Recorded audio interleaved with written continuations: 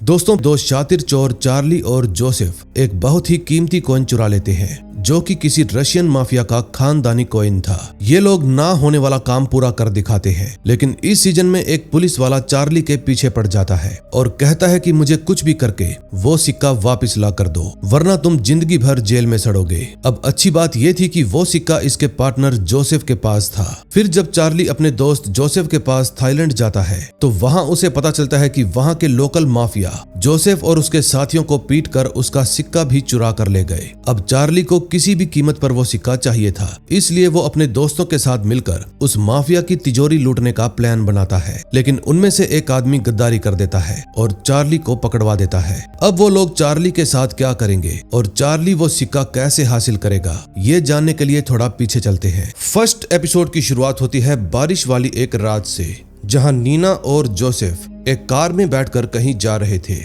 इस समय नीना के हाथ में एक कीमती कॉइन था। अब जिसने भी फर्स्ट सीजन देखा है उसको पता ही होगा कि ये कॉइन कितना कीमती है। और इस समय नीना ये कॉइन आर्काडी बदमाश को देने जा रही है। फिर ये जोसेफ को कहती है कि वहां पर खतरा भी हो सकता है और खुद भी अपने पास एक गन रख लेती है। दूसरी तरफ आर्काडी उस रेस्टोरेंट में पहुंच जाता है जहां पर वो नीना से मिलने वाला था, लेकिन तभी उसके पास उसका साथी आता है और बताता है कि आर्मी ने प्रेसिडेंट की फील्डिंग सेट कर दी है और अब आप पूरे देश में मोस्ट वांटेड हो गए हो। ये बात सुनकर आर्काडी वहां से बिना कॉइन लिए ही जाने का फैसला करता है, लेकिन जब वो रेस्टोरेंट से बाहर जाने लगता है तो रिसेप्शनिस्ट उसको पहचान लेता है और जल्दी से पुलिस के पास कॉल कर देता है। दूसरी तरफ जोसेफ नीना को समझाता है कि तुम्हें उस नशेड़ी को कॉइन देने की कोई जरूरत नहीं, क्योंकि वैसे भी पुलिस वाले उसको पकड़ लेंगे और जेल में बंद कर देंगे। फिर वो उस कॉइन का क्या करेगा, लेकिन नीना उसकी बात नहीं मानती और जल्दी से आर्काडी के पास पहुंच जाती है। फिर आर्काडी उससे पूछता है कि क्या तुम्हारे ही पास कॉइन है? नीना कहती है हाँ, और इतना कहकर वो आर्काडी के ऊपर 3 गोलियां चला देती है, जिसके कारण वो घायल होकर नीचे गिर जाता है। फिर नीना और आर्काडी के आदमियों के बीच गन फाइट शुरू हो जाती है। तभी जल्दी से जोसेफ वहां पर आकर नीना को बचा कर ले जाता है, लेकिन अफसोस कि लड़ाई के दौरान नीना को गोलियां लग गई थी, जिसकी वजह से वो मर जाती है। लेकिन मरते मरते उसको इस बात की खुशी थी कि उसने अपने पापा की मौत का बदला आर्काडी की जान लेकर ले लिया। अब इस घटना को 2 साल बीत जाते हैं। तभी हम जर्मनी के बर्लिन में चार्ली को देखते हैं, जो कि एक घर के लॉक्स खोल रहा था। दरअसल ये घर इसकी बीवी और बच्चे का है। अब क्योंकि लॉक्स खोलने वाला बहुत पैसे लेता है, इसलिए इन्होंने अपने घर के ही बंदे को लॉक खोलने के लिए बुलाया है, क्योंकि वो जानते हैं कि ये साला चोर है और हर तरह के ताले खोल लेता है। तभी चार्ली का बेटा उसको घर की चाबी दिखाता है, जो कि उसने जानबूझकर छुपा ली थी, क्योंकि ये अपने पापा से मिलना चाहता था। लेकिन थोड़ी ही देर बाद चार्ली की वाइफ उसको ये कहकर भगा देती है कि तुम हमारे लिए खतरा हो। फिर चार्ली के जाने के बाद यूनेस, जो कि चार्ली का बेटा है, एक रिवॉल्वर को अपने बैग में छुपा लेता है। दूसरी तरफ चार्ली जब घर से बाहर निकलता है तो पुलिस वाले उसको पकड़ लेते हैं और सीधा पुलिस थाने में ले जाते हैं।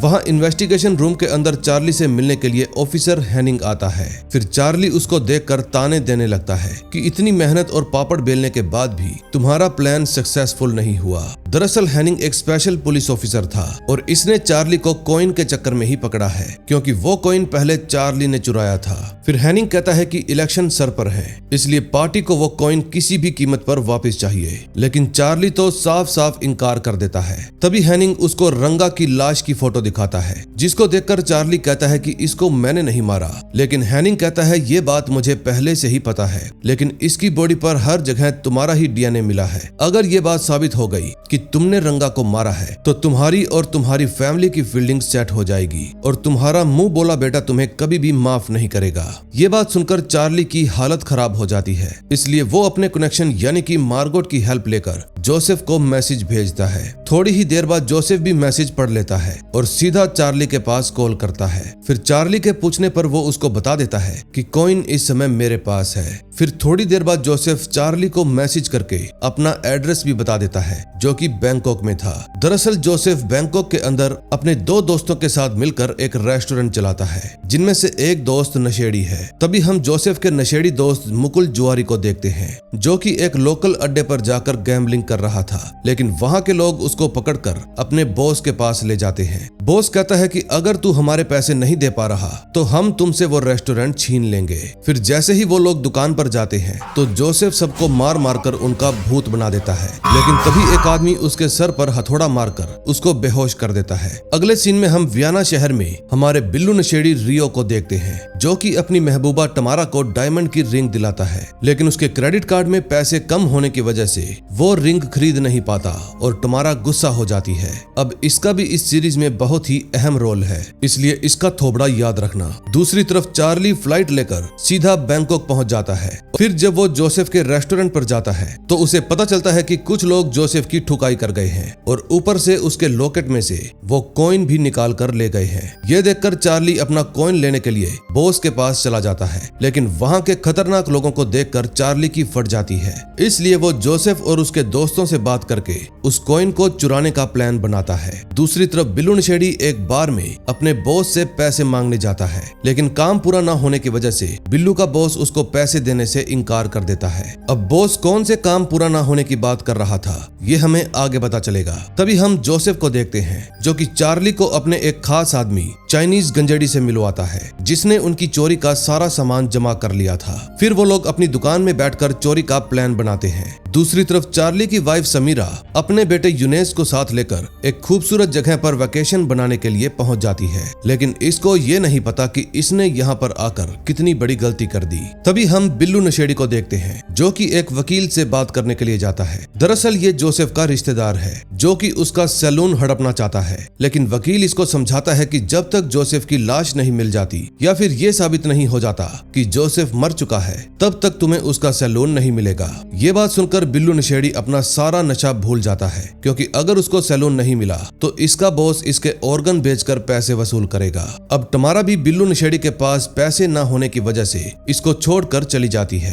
अब बिल्लू बेचारा निराश हो जाता है, लेकिन तभी इसके पास मार्गोट के पास काम करने वाले एक बंदे का फोन आता है, जिसका नाम लाजलो है, और वो बिल्लू को बताता है कि इस समय जोसेफ जिंदा है और मैंने मार्गोट को उसको मैसेज करते हुए देखा था। दूसरी तरफ चार्ली अपने निंजा वाले कपड़े पहनकर बार में घुस जाता है और व्हाट्सएप ग्रुप कॉल के जरिए जोसेफ और उसके दोनों दोस्तों को भी साथ जोड़ लेता है। अब वो तीनों उसको गाइड करते हैं कि चार्ली को कहां कहां पर जाना है। लेकिन तभी टॉयलेट में एक टकला आ जाता है, लेकिन उसको चार्ली पर शक नहीं होता। फिर चार्ली एसी वेंट से होते हुए बॉस के ऑफिस में पहुंच जाता है और अपने लाए हुए सामान से उस तिजोरी को खोलने की कोशिश करता है। फिर जल्दी ही वो तिजोरी खोल लेता है, जिसमें इसको राहु की मूर्ति मिलती है, जो कि बहुत ही कीमती थी। लेकिन चार्ली किसी भी सामान को हाथ नहीं लगाता, क्योंकि इसको तो बस अपना कॉइन चाहिए था। लेकिन कॉइन तो यहाँ पर था ही नहीं, क्योंकि वो कॉइन बॉस ने नहीं बल्कि जोसेफ के दोस्त मुकुल जुआरी ने ही चुराया था, ताकि उस कॉइन को रशियंस के हाथों बेचकर खुद अमीर हो सके। फिर वो बॉस को कॉल करके बता देता है कि इस समय तुम्हारे ऑफिस के अंदर चोरी चल रही है और चोरी में चार्ली नाम के बंदे के साथ जोसेफ भी मिला हुआ है। लेकिन तभी उसका तीसरा साथी उसको मना करता है और कहता है तुम इस तरह से गद्दारी नहीं कर सकते। लेकिन तभी दोनों में हाथापाई होने लगती है और काफी देर हाथापाई चलने के बाद मुकुल अपने तीसरे साथी को मार देता है। अब इस मुकुल ने सारी गेम खराब कर दी थी। इसने जोसेफ और चार्ली को फंसा दिया और अपने तीसरे साथी को मार दिया। अब नेक्स्ट एपिसोड में देखेंगे क्या होता है। सेकंड एपिसोड की शुरुआत एक फ्लैशबैक के साथ होती है। समय है 1965 रूस का, जिसमें हम देखते हैं कि एक रशियन आदमी अपने छोटे लड़के को वो कॉइन देते हुए कहता है कि ये हमारा खानदानी कॉइन है और हमेशा इसको संभाल कर रखना। लेकिन तभी वहां पर दो गनमैन आते हैं और उसके पापा को शूट कर देते हैं। दरअसल ये कोई और नहीं बल्कि आर्कादी था, जो कि इस समय रशियन माफिया है। अब कहानी प्रेजेंट में आती है और हम मुकुल जुआरी को देखते हैं, जो कि बॉस को कॉल करके चार्ली और जोसेफ के बारे में डिटेल से बता रहा था। इस समय चार्ली बहुत ही टेंशन में था, क्योंकि उसको तिजोरी में कॉइन नहीं मिल रहा था। इतने में जोसेफ भी बॉस को कॉल पर बात करते हुए देख लेता है और फौरन समझ जाता है कि किसी ने टकले को चार्ली के बारे में बता दिया है। फिर वो जल्दी से चार्ली को वार्न करके वहां से भाग जाता है। फिर चार्ली भी उन लोगों के आने से पहले ही एसी वेंट में पहुंच जाता है और वहां से भाग जाता है। फिर जब वो एसी वेंट से बाहर निकलता है तो चार्ली को जोसेफ भी मिल जाता है, लेकिन इतने में वहां पर बॉस के लोग आ जाते हैं। लेकिन ये लोग भी असली वाले फाइटर थे, ऐसे छोटे मोटे गुंडों के हाथ नहीं आने वाले थे, इसलिए ये उन गुंडों की धुलाई करके मुकुल जुआरी को ढूंढने के लिए निकल जाते हैं। अगले सीन में हम आर्कादी माफिया को देखते हैं, जो कि अपनी बेटी काटिया से मिलने के लिए जाता है और फिर उसको अपनी कार में बिठा लेता है। दरअसल आर्कादी नीना की गोलियों से बच गया था, लेकिन एक गोली का टुकड़ा अभी भी इसके दिल में ही फंसा हुआ है और डॉक्टर्स के मुताबिक इसको जल्दी ही ऑपरेशन भी करवाना पड़ेगा। फिर आर्कादी अपनी बेटी को ऑपरेशन के समय अपने ही पास रहने को कहता है, लेकिन उसकी बेटी ऐसा नहीं चाहती थी। दूसरी तरफ वेकेशन के दौरान यूनेस को बिल्कुल भी अच्छा नहीं लग रहा था, इसलिए वो अपने कमरे में जाकर गाने सुनने लगता है। लेकिन तभी उसको खिड़की से एक आदमी दिखाई देता है जो कि उसी को देख रहा था। लेकिन तभी वहां पर वो आदमी आ जाता है जिसके घर पर समीरा यूनेस को लेकर आई थी। फिर वो जल्दी से यूनेस का फोन भी छीन लेता है और कहता है कि अगर तुम फोन में ही लगे रहे तो एंजॉय नहीं कर पाओगे। लेकिन जब यूनेस उनसे अपना फोन वापस लेने की कोशिश करता है तो समीरा आकर उसको डांट देती है। दूसरी तरफ सुबह होते ही जोसेफ और चार्ली वापस से अपनी दुकान में आते हैं, जहां उनको चारों तरफ टूटा फूटा सामान मिलता है। तभी उनको फ्रीजर के अंदर अपने दोस्त की लाश भी मिल जाती है, जिसको देखकर चार्ली समझ जाता है कि जरूर वो कॉइन मुकुल के पास ही होगा। ये सारा हरामीपन उसी ने किया है। लेकिन जोसेफ ये बात नहीं मानता, क्योंकि जोसेफ को लग रहा था कि मुकुल को टकले के आदमी उठा कर ले गए। तभी उनको दुकान के अंदर से एक आवाज आती है, लेकिन चेक करने पर उनको रेस्टोरेंट के अंदर चिंटू तेली मिलता है। दरअसल चिंटू एक टपोरी बच्चा है और ये जानता है कि इस समय मुकुल कहाँ मिलेगा। दूसरी तरफ टकले बॉस को ये लग रहा था कि तिजोरी खोलने के बाद भी अगर चोर एक भी पैसा चुरा कर नहीं ले गया तो ये सब सिर्फ राहु भगवान की मूर्ति की वजह से हुआ है, इसलिए उसका इनमें विश्वास और बढ़ जाता है। दूसरी तरफ चिंटू चार्ली और जोसेफ को मुत्कन के पास लेकर जाता है। फिर मुत्कन कुमार उन सबको अपने ऑटो में बिठाकर मुकुल जुआरी के घर पर लेकर जाता है, लेकिन मुकुल तो वहां से पहले ही भाग चुका था। दूसरी तरफ आर्कादी अपने चाचा के बेटे बरगाती से मिलने के लिए जाता है। फिर बरगाती उसको समझाता है, आर्कादी आपका नाम भले ही अमर रह सकता है लेकिन आप नहीं, इसलिए आपकी जान जाने से पहले आप मुझे अपने ब्लैक सी के रास्ते का एडमिनिस्ट्रेशन दे दीजिए। और ऐसा कहकर बगराती वहां से चला जाता है। तभी आर्कादी का आदमी अपने थाईलैंड वाले डीलर को कॉल करके जल्दी से जल्दी मुकुल से वो कॉइन लेने को कहता है, क्योंकि अनजाने में मुकुल ने इनके साथ ही उस कॉइन का सौदा किया था। अगले सीन में हम देखते हैं चार्ली और जोसेफ को मुकुल दिख जाता है, लेकिन इससे पहले कि वो लोग मुकुल को पकड़ पाते चिंटू मुकुल का वो कॉइन चुरा कर भाग जाता है। तभी हम थाईलैंड वाले डीलर को देखते हैं जो आर्कादी के कहने पर मुकुल से बात करने के लिए जा रहा था, लेकिन इसके हथियारों और आदमियों को देखकर ऐसा नहीं लग रहा कि ये मुकुल से सिर्फ बातचीत करने के लिए जा रहा है। दूसरी तरफ मुकुल चिंटू को पकड़ लेता है, लेकिन इतने में वहां पर जोसेफ भी आ जाता है और मुकुल की पिटाई करने लगता है। फिर मौके का फायदा उठाकर चिंटू तेली वहां से फरार हो जाता है, लेकिन इतने में डीलर भी अपने आदमी को लेकर वहां पर पहुंच जाता है, जिनको देखते ही चार्ली मुकुल और जोसेफ इधर उधर भागने लगते हैं। फिर चार्ली और जोसेफ एक मसाज पार्लर में छुप जाते हैं, जिसकी वजह से डीलर और उसके साथी को खाली हाथ ही जाना पड़ता है। अगले सीन में हम बिल्लू नशेड़ी को देखते हैं, जो कि अपने बॉस के पास जाकर बताता है कि मुझे एक जगह पता चली है जहां पर जोसेफ चार्ली से मिलने वाला है। दरअसल ये वही जगह थी जहां पर चार्ली का बेटा यूनेस अपनी छुट्टियां बिताने के लिए गया हुआ है और उसने अपनी स्टोरी पर वहां की फोटोज भी लगाई थी, जिसकी वजह से बिल्लू नशेड़ी को उस जगह के बारे में पता चल गया और अब उसको ये लग रहा है कि चार्ली भी वहीं पर मौजूद है। फिर बिल्लू का बॉस अपने एक खास आदमी को बिल्लू के साथ जाने के लिए कहता है ताकि वो जोसेफ को मारकर उसका सैलून हथिया सके। दूसरी तरफ समीरा को यूनेस की गन मिल जाती है, जिसको देखकर वो यूनेस को समझाती है कि तुम्हें अपना पास्ट भूलना होगा और एक नई जिंदगी की शुरुआत करनी होगी, क्योंकि यहाँ पर हम बिल्कुल सेफ हैं। दूसरी तरफ आर्कादी की भी इज्जत थोड़ी कम हो गई थी और अब लोगों ने उससे दूरियां बनानी शुरू कर दी थी, क्योंकि सबको पता है कि ये ज्यादा दिन तक जिंदा नहीं बचेगा। अब आप खुद ही सोचो कि एक माफिया के लिए ऐसा दिन देखना कितना मुश्किल होता होगा। तभी हम देखते हैं कि रात को टकले बॉस के क्लब में बिच्छू गैंग आती है, जिसको दो भाई बहन मिलकर चलाते हैं। फिर ये लोग टकले बॉस से राहु की मूर्ति वापस मांगते हैं, क्योंकि इनके चचेरे भाई ने ही वो मूर्ति चुरा कर टकले बॉस को दे दी और अब ये लोग उस मूर्ति को वापस पाना चाहते हैं। तभी सोमचाई को गुस्सा आ जाता है और वो टकले पर चाकू तान देता है, लेकिन हालात खराब ना हो इसलिए अचारा अपने भाई को रोक देती है और वहाँ से चली जाती है। फिर बॉस वहाँ से जाकर राहु की पूजा करता है। दरअसल उसको विश्वास था कि राहु ही उनकी रक्षा कर रहा है और वही एक दिन उनको कामयाब भी करेगा। लेकिन तभी उसके पास एक फोन आता है जिसमें कोई चार्ली और जोसेफ की लोकेशन बता देता है। फिर जैसे ही टकले बॉस के लोग उनको पकड़ने के लिए जाते हैं, चार्ली और जोसेफ मुत्कन कुमार के ऑटो में बैठकर वहां से भाग जाते हैं। अगले सीन में हम देखते हैं चिंटू बिच्छू गैंग के अड्डे पर जाकर उस कॉइन को 10,000 बात में बेच देता है। दरअसल ये दोनों भाई बहन मिलकर एक इलीगल फाइट क्लब भी चलाते हैं। फिर सोमचाई उस कॉइन को अपनी पॉकेट में रख लेता है और इसी के साथ इस एपिसोड का एंड हो जाता है। अब नेक्स्ट एपिसोड में देखेंगे चार्ली इससे अपना कॉइन वापस कैसे लेता है। थर्ड एपिसोड में हम देखते हैं बिल्लू नशेड़ी और गंजू हटेला समीरा और योनेस की वेकेशन वाली जगह पर पहुंच जाते हैं ताकि जोसेफ को ढूंढ सकें, क्योंकि इनको पूरा विश्वास है कि अगर जोसेफ वहां पर ना भी हुआ तो उसकी जानकारी जरूर मिल जाएगी। इस समय समीरा, योनेस, येंस और लियोन हाइकिंग करने के लिए जा रहे थे। तभी समीरा येंस को बता देती है कि मैं तुम्हें पसंद करती हूँ, लेकिन मुझे थोड़ा समय चाहिए। दरअसल समीरा चार्ली के साथ ब्रेकअप करने के बाद से काफी शौक में है, इसीलिए इसको उभरने के लिए थोड़ा समय चाहिए। तभी बातों ही बातों में येंस कहता है कि तुम्हारे बेटे को दिमागी डॉक्टर की जरूरत है। ये बात सुनकर समीरा काफी गुस्सा हो जाती है और योनेस को लेकर अकेले ही हाइकिंग पर निकल जाती है। दूसरी तरफ मुत्कन कुमार चार्ली और जोसेफ को साथ लेकर बिच्छू गैंग के अड्डे पर पहुंच जाता है। फिर अंदर जाकर चार्ली और जोसेफ चिंटू के पास जाते हैं और उससे अपना कॉइन मांगते हैं, लेकिन चिंटू उनको बता देता है कि मैंने वो कॉइन सोमचाई को बेच दिया है। फिर चार्ली जोसेफ को साथ लेकर सोमचाई से बात करने के लिए जाता है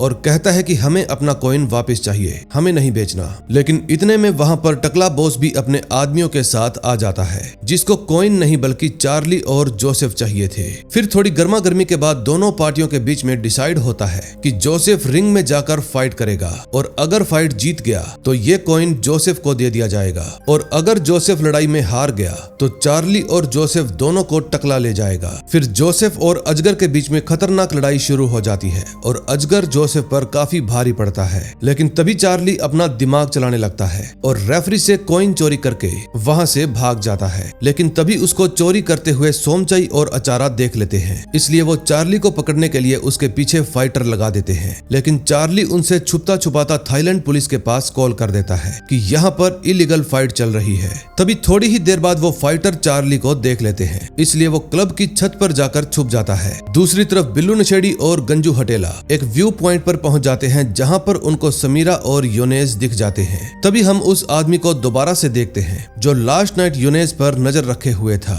दरअसल ये एक पुलिस वाला है जिसको हैनिंग ने ही भेजा था ताकि जैसे ही चार्ली और जोसेफ यहाँ पर आए तो हैनिंग को पता चल जाए। लेकिन समीरा समझ जाती है कि एक पुलिस वाला उनका पीछा कर रहा है, इसलिए वो योनेस को लेकर जंगल में ही छुप जाती है और उसकी फोटो खींचकर चार्ली के पास भेज देती है। अगले सीन में हम सोमचाई और अचारा को देखते हैं जिन्होंने जोसेफ को बांधा हुआ था और उससे सच उगलवाने की कोशिश कर रहे थे। लेकिन तभी वहां पर टकला बॉस आ जाता है जो कि शर्त के मुताबिक जोसेफ को लेने के लिए आया था। फिर सोमचाई और अचारा उसको साफ साफ अल्फाजों में समझा देते हैं कि जोसेफ तुम्हें नहीं मिलेगा। लेकिन तभी बॉस के लोग अपनी गन निकाल लेते हैं और ये देखकर बिच्छू गैंग के लोग भी अपनी गन निकाल लेते हैं। अब इससे पहले कि इन दोनों गुटों के बीच में लड़ाई शुरू होती, वहां पर थाईलैंड पुलिस आ जाती है, जिसकी वजह से वो लोग जोसेफ को वहीं पर छोड़कर भाग जाते हैं। फिर पुलिस वाले जोसेफ को हॉस्पिटल भेज देते हैं क्योंकि उसकी हालत बहुत ही खराब थी और चार्ली भी ये नजारा छत पर छुपकर ही देख रहा था। तभी उसके पास समीरा का मैसेज आता है। फिर चार्ली जल्दी से अपनी वाइफ के पास कॉल करके उसको बता देता है कि वो पुलिस वाला तुम्हें नुकसान पहुंचाने के लिए नहीं बल्कि तुम्हारी रक्षा करने के लिए ही तुम पर नजर रखे हुए है। लेकिन इतने में योनेस अपनी गन लेकर उस पुलिस वाले के ऊपर तान देता है। फिर जल्दी से समीरा वहां पर जाती है और उसको समझाने की कोशिश करती है कि जिस पर तुमने गन तानी हुई है वो एक पुलिस वाला है। लेकिन इतने में गंजू हटेला और बिल्लू भी वहां पर पहुंच जाते हैं और हड़बड़ी में गंजू गलती से पुलिस वाले को शूट कर देता है, जिसकी वजह से उसकी मौत हो जाती है। दूसरी तरफ बकरादी आरकादी की बेटी के पास जाता है क्योंकि वो काटिया को इमोशनली ब्लैकमेल करके आरकादी माफिया का एड्रेस पता करना चाहता था ताकि वहां पर पहुंचकर ऑपरेशन के बीच में ही उसको मार सके। लेकिन काटिया तो बकरादी की बात में बिल्कुल भी इंटरेस्ट नहीं दिखाती और उसको वहां से जाने के लिए कहती है। तभी काटिया को पता चलता है कि जिस इवेंट में वो आज डांस करने वाली है उसकी मेन डांसर अचानक से बीमार हो गई है, इसलिए वो आज नहीं आ पाएगी और उसकी जगह पर आज काटिया को ही मेन डांसर बनकर डांस करना होगा। अब काटिया को ऐसा लगता है कि ये काम आर्कादी ने उसको अच्छा फील करवाने के लिए करवाया है, इसलिए वो अपने पिता के पास कॉल करती है। लेकिन उसके पिता उसको कहते हैं कि ये काम मैंने नहीं किया, जरूर बकरादी ने किया होगा। दरअसल ये काम बकरादी नहीं किया था। फिर उसके पिता उसको समझाते हैं कि अब बकरादी पहले जैसा नहीं रहा, बल्कि अब वो गद्दारी पर उतर आया है और मुझे लगता है कि वो मुझे मारकर नया माफिया बनना चाहता है। लेकिन काटिया तो उनकी पूरी बात सुनने से पहले ही फोन काट देती है। फिर आर्कादी खुद काटिया के पास जाने लगता है, लेकिन तभी उनका आदमी उनको समझाता है कि ये बकरादी की चाल भी तो हो सकती है, आपको वहां नहीं जाना चाहिए। लेकिन आर्कादी उसकी बात नहीं मानता। दूसरी तरफ फाइट क्लब की छत पर सोमचाई का एक आदमी चार्ली को देख लेता है, लेकिन चार्ली उसका 5 सेकंड में ही कीमा बना देता है और खुद जाकर एक बार में छुप जाता है। अब सोमचाई के लोग उसको कुत्ते की तरह चारों तरफ ढूंढ रहे थे, इसलिए वो चुपचाप कोने में ही बैठ जाता है। दूसरी तरफ बिल्लू नशेड़ी और गंजू हटेला दोनों को पता चल जाता है कि इन्होंने जिसकी जान ली है वो एक पुलिस वाला है और इस समय इन दोनों ने समीरा और योनेस को भी बांध रखा था। फिर समीरा बिल्लू नशेड़ी को डराते हुए कहती है कि तुम्हारे फिंगरप्रिंट्स और डीएनए हर जगह पर लगे हुए हैं, इसलिए पुलिस तुम्हें 1 मिनट में ही पकड़ लेगी। अब तुम्हारे पास बचने का सिर्फ एक ही रास्ता है और वो है पैसा, बहुत सारा पैसा। फिर बिल्लू पूछता है पैसा आएगा कहाँ से, वही तो नहीं है मेरे पास। फिर समीरा उसको बताती है कि चार्ली के पास एक कॉइन है, वही कीमती कॉइन जिसको हर कोई पाना चाहता है। अगर तुम चाहो तो मैं वो कॉइन तुम्हें दिलवा सकती हूँ। तभी बिल्लू के पास उसकी गर्लफ्रेंड का फोन आता है और बिल्लू उसको उस कॉइन के बारे में बता देता है, लेकिन उसको इस बात का बिल्कुल भी नहीं पता था कि उसकी गर्लफ्रेंड ने इस वक्त फोन स्पीकर पर छोड़ा हुआ है और अब ये बात उसके बॉस को भी पता चल गई। तभी हम देखते हैं कि जब गंजू हटेला अकेला था तो समीरा कोशिश करके योनेस की रस्सियां खोल देती है, लेकिन इतने में बिल्लू भी वापस आ जाता है। तभी मौका देखकर योनेस गंजू हटेला के चांद पर पत्थर मारकर जंगल में भाग जाता है ताकि उनके चंगुल से निकल सके। अगले सीन में हम देखते हैं सोमचाई अपने आदमियों के साथ बार के अंदर जाता है, लेकिन चार्ली सबकी धुलाई कर देता है। फिर जब वो वहां से बाहर निकलता है तो अचारा उसको एक खास तरह की गन से बेहोश कर देती है और ये शानदार एपिसोड यहीं पर खत्म हो जाता है। अब नेक्स्ट एपिसोड में देखेंगे क्या होता है। 4th एपिसोड में हम चार्ली को देखते हैं जिसको अब होश आ गया था। जब उसको होश आता है तो वो देखता है कि सामने अचारा बैठी है। फिर वो चार्ली को उस जगह पर लेकर जाती है जहां पर राहु को रखा जाता था। फिर भाई बहन दोनों ही चार्ली को कहते हैं कि हम तेरा कॉइन वापस कर देंगे, लेकिन बदले में तुझे टकले से राहु वापस लाना पड़ेगा और चार्ली भी ये डील मान लेता है। दूसरी तरफ जोसेफ जेल के अंदर कुछ लोगों को दारू पीने की ट्रिक बता रहा था। तभी उसके पास एक पुलिस वाला आता है और कहता है अबे सुन बे मोटे, किसी ने तेरी जमानत करवा दी है, चल जल्दी भाग यहाँ से। फिर थोड़ी देर बाद जब जोसेफ बाहर जाता है तो देखता है कि उसकी जमानत मुत्कन और चिंटू ने करवाई है। फिर वो दोनों जोसेफ को अपने साथ ले जाते हैं और बताते हैं कि तुम्हारी जमानत सोमचाई ने करवाई है, उसी ने तुम्हारी जमानत के पैसे दिए थे। दरअसल दोनों भाई बहन चाहते थे कि जोसेफ और चार्ली मिलकर एक साथ राहु की चोरी करें। तभी जोसेफ के पास चार्ली भी आ जाता है जिसको छोड़ने के लिए सोमचाई और अचारा खुद आए थे। फिर चार्ली अपनी टपोरी गैंग को चोरी का प्लान बताता है। वहीं दूसरी तरफ बिल्लू नशेड़ी और गंजू हटेला इन दोनों ने समीरा को होस्टेज बना लिया था और अब ये दोनों समीरा को अपने बॉस के पास ले जा रहे थे। फिर बिल्लू नशेड़ी अपने बॉस को भी ये खुशखबरी फोन पर सुना देता है, लेकिन तभी उसका बॉस उसको कहता है साले नशेड़ी तू कितना भी बड़ा क्यों ना हो जाए, तुझमें दिमाग तो बच्चों वाला ही रहेगा। अबे चुरन, अगर तुझे कॉइन मिल भी गया तो तू उसका खरीदार कहाँ से लाएगा। फिर फोन काटने के बाद समीरा उसको बताती है कि तुम लोग अरकादी की बेटी की हेल्प लो क्योंकि वो तुम्हारा कॉइन महंगे दाम में खरीद सकती है। अब ये बात सुनते ही बिल्लू और गंजू दोनों ही खुश हो जाते हैं। वहीं दूसरी तरफ योनेस भी जंगल से निकलकर चुपचाप येंस के घर पर पहुंच जाता है और अपना फोन चोरी करने की कोशिश करता है, लेकिन तभी वहां पर येंस आ जाता है। फिर योनेस उसको एक झूठी कहानी बताता है, लेकिन येंस उसकी बात पर विश्वास नहीं करता, इसलिए सीधा समीरा के पास कॉल कर देता है। फिर जब समीरा का फोन बजता है तो बिल्लू नशेड़ी उसको काटने की कोशिश करता है, लेकिन तभी समीरा उसको समझाती है कि अगर मेरे दोस्त को जरा सा भी शक हो गया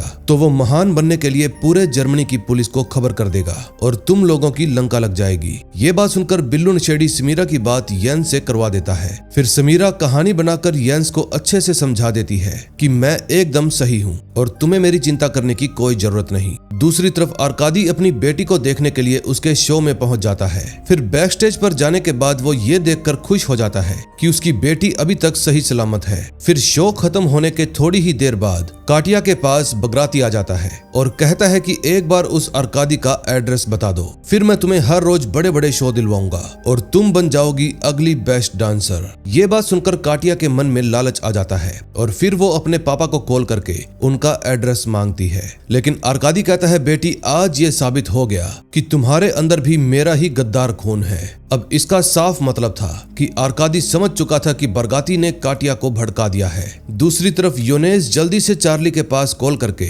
उसको सारी सिचुएशन के बारे में बता देता है। फिर चार्ली उससे वादा करता है कि मैं तुम्हारी माँ को जल्दी से जल्दी बचा लूंगा।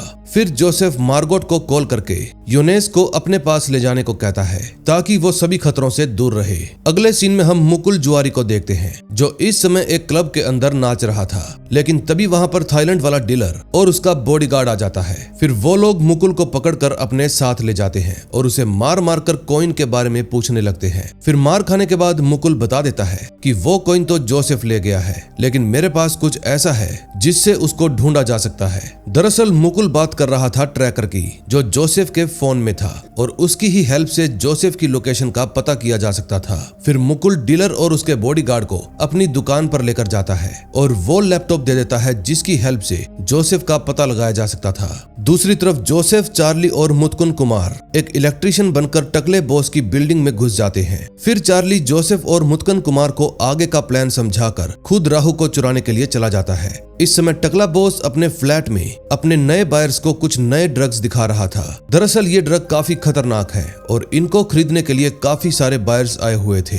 अब उनकी ही आड़ में चार्ली छुपकर राहु की मूर्ति के पास चला जाता है, लेकिन वहां पर दो जहरीले सांप छोड़े हुए थे जो राहु की मूर्ति के आसपास ही घूम रहे थे। फिर चार्ली बड़े ही ध्यान से मूर्ति को निकाल लेता है और उसे एक फूड लिफ्ट में रख देता है। दरअसल ये लिफ्ट किचन में जाती है और नीचे किचन में मुत्कन और जोसेफ इसी लिफ्ट को ठीक कर रहे थे क्योंकि ये लिफ्ट काफी समय से खराब पड़ी थी। लेकिन तभी चार्ली के पास टकले का एक बॉडीगार्ड आ जाता है और फिर इन दोनों में घमासान फाइट शुरू हो जाती है। इसी दौरान जोसेफ और मुत्कन उस लिफ्ट को भी ठीक कर देते हैं और जल्दी ही वो मूर्ति जोसेफ और मुत्कन को मिल जाती है। लेकिन तभी वो टकला बॉस अपने बाकी के लोगों के साथ चार्ली के पास पहुंच जाता है। फिर वो चार्ली को एक जोरदार पंच मारता है जिसके कारण चार्ली वहीं पर बेहोश हो जाता है। दूसरी तरफ जोसेफ को चार्ली की टेंशन हो रही थी, इसलिए वो राहु को मुत्कन को सौंपकर खुद चार्ली को बचाने के लिए चला जाता है। अब जैसे ही इस बारे में सोमचाई और अचारा को खबर मिलती है कि वो मूर्ति चार्ली ने चुरा ली है,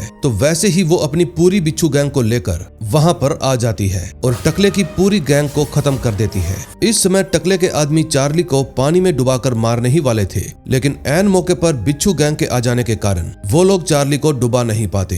तभी वहां पर जोसेफ भी आ जाता है और चार्ली को मरने से बचा लेता है। फिर अचारा एक चाकू अपने हाथ में लेती है और टकले को उसी चाकू से तड़पा तड़पा कर मार डालती है। फिर सारा मामला खत्म हो जाने के बाद राहु की मूर्ति भी सोमचाई और अचारा के घर पर पहुंच जाती है, इसलिए वो लोग चार्ली को उसका कॉइन वापस दे देते हैं। फिर अचारा उसको कहती है कि आज से राहु हमारे ही नहीं बल्कि तुम्हारे भी भगवान है, क्योंकि इनकी ही वजह से तुम्हें तुम्हारा कॉइन वापस मिला है। फिर चार्ली और जोसेफ खुशी खुशी अपना कॉइन लेकर मुत्कन कुमार के साथ वहां से चले जाते हैं। लेकिन तभी हम देखते हैं कि जोसेफ का फोन एक जगह पर गिरा हुआ है। इसका मतलब था कि अब डीलर उनका कुछ भी नहीं बिगाड़ सकता। वहीं दूसरी तरफ मार्गोट भी योनेस को लेने के लिए वहां पर पहुंच जाती है, लेकिन येंस योनेस को रोकने की कोशिश करता है, पर योनेस उसकी एक भी बात नहीं सुनता और मार्गोट के साथ चला जाता है। अगले सीन में हम देखते हैं अर्कादी का एक आदमी उसको योनेस की फोटो दिखाता है और बताता है कि कॉइन इसके बाप के पास है। अब नेक्स्ट एपिसोड में देखेंगे क्या होता है। 5th एपिसोड में हम देखते हैं बिल्लू नशेड़ी, गंजू हटेला और समीरा काटिया के डांसिंग क्लासेस के सामने खड़े थे। तभी थोड़ी ही देर बाद बिल्लू नशेड़ी और समीरा काटिया से बात करने क्लासेस के अंदर चले जाते हैं और काटिया बिल्लू से कॉइन की फोटो मांगती है। फोटो मिलने के बाद वो बकरादी को कॉल करके कहती है कि आर्कादी का एड्रेस मिलने का तरीका मिल गया है और वो है हमारा खानदानी कॉइन, जिसको ढूंढने में मेरे बाप ने अपनी जी जान लगा रखी है और अब जल्दी ही वो हमें मिलने वाला है। अब वही कॉइन देने के बहाने हम आर्कादी का एड्रेस पता कर सकते हैं, लेकिन वो कॉइन जिन लोगों के पास है उनको 2 मिलियन यूरो चाहिए। अब ये बात सुनकर बगरादी बिल्लू नशेड़ी से बात करने को कहता है। फिर बगरादी कहता है, सुन बे नशेड़ी या गंजेड़ी, तू जो भी है, अगर तूने कोई भी चालाकी की तो मैं तेरे टुकड़े करके कुत्तों को खिला दूंगा। फिर वो बिल्लू को एक एड्रेस देता है और कहता है कल सुबह 10:30 बजे वहां पर पहुंच जाना। दूसरी तरफ जोसेफ और चार्ली थाईलैंड से वापस आ चुके थे, लेकिन जैसे ही चार्ली एयरपोर्ट से बाहर निकलता है तो उसको हैनिंग के लोग पकड़कर ले जाते हैं। लेकिन कुछ देर बाद जोसेफ को वहां पर अपना पुराना दोस्त मिल जाता है, जिससे जोसेफ कुछ घंटों के लिए उसकी कार उधार ले लेता है। दूसरी तरफ चार्ली को जब हैनिंग के पास ले जाया जाता है तो हैनिंग चार्ली को कहता है, चार्ली तूने बहुत नाटक कर लिया, अब जल्दी से वो कॉइन मुझे दे दे। लेकिन चार्ली उसका मजाक उड़ाते हुए उसको एक गोल्डन हाथी का खिलौना दे देता है और कहता है कि मैं थाईलैंड से तेरे लिए ये लेकर आया हूँ। ये देखकर हैनिंग को गुस्सा आ जाता है और वो चार्ली को कहता है, साले जल्दी से कॉइन दे, वरना तुझे पता नहीं तू कितनी बड़ी मुसीबत में फंसने वाला है। फिर चार्ली कहता है कि कुछ देर बाद मेरे फोन पर एक ऐसे आदमी का फोन आने वाला है जो तुम्हें वो कॉइन दिलवा सकता है। दरअसल ये जोसेफ की बात कर रहा था, क्योंकि इस समय वो कॉइन जोसेफ के ही पास था। लेकिन हैनिंग चार्ली को आधा घंटा देता है और कहता है, अगर आधे घंटे में वो कॉइन मेरे पास नहीं आया तो तू तो गया। दूसरी तरफ बिल्लू नशेड़ी समीरा को अपने बॉस के पास ले जाता है। बॉस कहता है, अगर इसने कोई भी चालाकी की तो इसका दिमाग गोली से पंक्चर कर देना। लेकिन कुछ देर बाद बिल्लू नशेड़ी के पास जोसेफ की कॉल आ जाती है। फिर कॉल उठाते ही बिल्लू नशेड़ी जोसेफ को 2-3 मोटी मोटी गालियां देने के बाद उससे मिलने का एड्रेस पूछता है। फिर सब कुछ तय हो जाने के बाद जोसेफ फोन काट देता है। तभी गंजू हटेला बिल्लू को कहता है, जा तुझे बॉस ने बुलाया है। लेकिन जैसे ही बिल्लू नशेड़ी बॉस के पास जाता है तो उसके पास फिर से जोसेफ का फोन आ जाता है। दरअसल जोसेफ एक चर्च में पहुंच गया था और वो समीरा और बिल्लू को भी वहीं पर बुलाता है। फिर वहां पहुंचने के बाद जोसेफ बिल्लू नशेड़ी से कहता है, ऊपर देख कैमरा लगा है, अगर तूने कुछ भी चालाकी की तो पुलिस तेरी फील्डिंग सेट कर देगी। तभी अचानक से जोसेफ उस कॉइन को दान पेटी के अंदर डाल देता है और खुद समीरा को लेकर वहां से चला जाता है। ये देखकर बिल्लू का दिमाग खराब हो जाता है, इसलिए वो गंजू के साथ मिलकर पूरी दान पेटी ही उखाड़ लेता है। दूसरी तरफ हैनिंग चार्ली को कार के अंदर बंद करके जोसेफ की कॉल का इंतजार कर रहा था। लेकिन तभी चार्ली नोटिस करता है कि एक ब्लैक वैन उनके सामने खड़ी है, इसलिए वो हैनिंग को वार्न करता है कि हम पर हमला होने वाला है। फिर हैनिंग जल्दी से अपने एक आदमी को उस वैन के पास चेक करने के लिए भेजता है, लेकिन वैन के लोग हैनिंग के उस आदमी को गोली मार देते हैं। दरअसल ये कोई और नहीं बल्कि आर्कादी और उसके साथी थे। फिर वो लोग हैनिंग और उसके बाकी आदमियों को मार देते हैं और चार्ली को बेहोश करके अपने साथ ले जाते हैं। दरअसल आर्कादी ने चार्ली को इसलिए पकड़ा था क्योंकि उसको लग रहा था कि वो कॉइन इस समय चार्ली के पास है, जबकि वो कॉइन इस समय बिल्लू के पास था। दूसरी तरफ बिल्लू नशेड़ी गंजू हटेला के साथ मिलकर दान पेटी पर गोली चलाकर कॉइन निकाल लेता है। लेकिन अब आता है असली ट्विस्ट। जैसे ही बिल्लू तमारा को वो कॉइन देता है तो वो तुरंत उसको अपने बॉस के हाथ में रख देती है और बिल्लू को कहती है, भाग जा यहाँ से, तुम्हारा अब यहाँ कुछ भी नहीं रहा। दरअसल ये सब तमारा और बॉस का प्लान था कि ये लोग बिल्लू नशेड़ी को बेवकूफ बनाकर लास्ट में उसको धोखा दे देंगे और कॉइन का सारा पैसा बॉस खुद रख लेगा। अब अपने साथ हुआ धोखा देखकर बिल्लू नशेड़ी पूरी तरह से टूट जाता है और दुखी होकर अपनी कार में बैठ जाता है। इस समय जोसेफ और समीरा भी उसको देख रहे थे।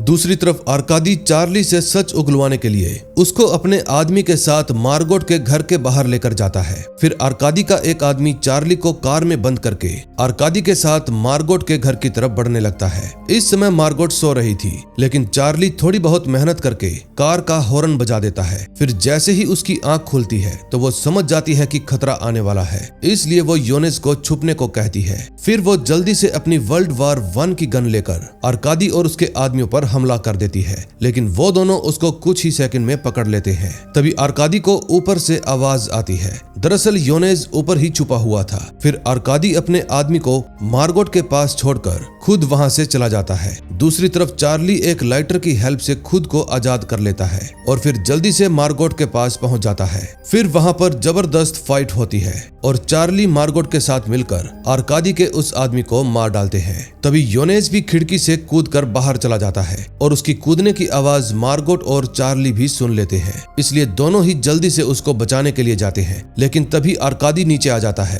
और चार्ली को पकड़ लेता है। तभी चार्ली के फोन पर समीरा की कॉल आती है। फिर आर्कादी समीरा से साफ शब्दों में कह देता है कि जल्दी से वो कॉइन मुझे दे दो, नहीं तो चार्ली तुम्हें कभी भी नहीं मिलेगा। अगर चार्ली से दोबारा मिलना है तो वो कॉइन तुम्हें मुझे देना ही होगा।